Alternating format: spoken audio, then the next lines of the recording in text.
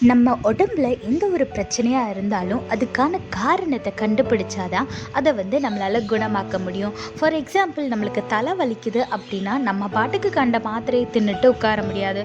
அது மைக்ரேனால் தலைவலியா, இல்லை மழையில் நனைஞ்சதுனால வந்த தலைவலியா, இல்லை வேறு ஏதாச்சும் காரணமா அப்படின்றத கண்டுபிடிச்சாதான் அதை நம்ம க்யூர் பண்ண முடியும்.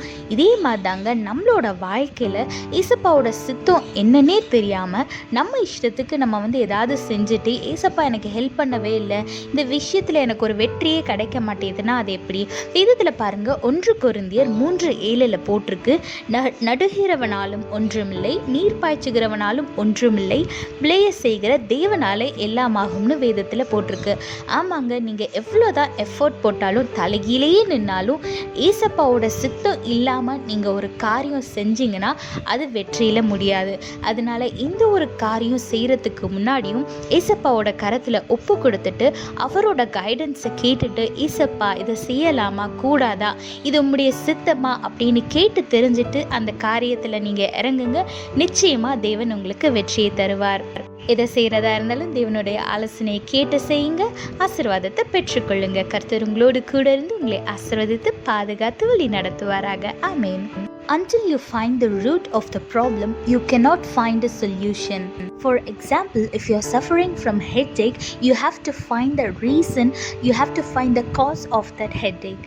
Either because it is of migraine, or you didn't drink enough water, or you overslept, etc. etc. There are many reasons for headache.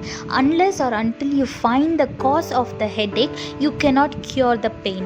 Likewise, in our life, without knowing the will of God, if you do something, you cannot see victory in your life. Look what the Bible says in 1 Corinthians chapter 3 verse 7. It's not important who does the planting or who does the watering. What's important is that God makes the seed grow. Yes, if you are doing the will of God, He will make it happen.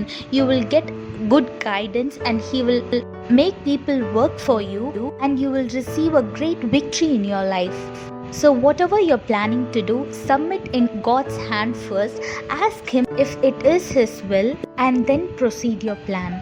So if you want to live a successful life, whatever you do, submit in the God's hand and listen to Him, get His guidance and walk by His will, so that you can live a successful and blessed life.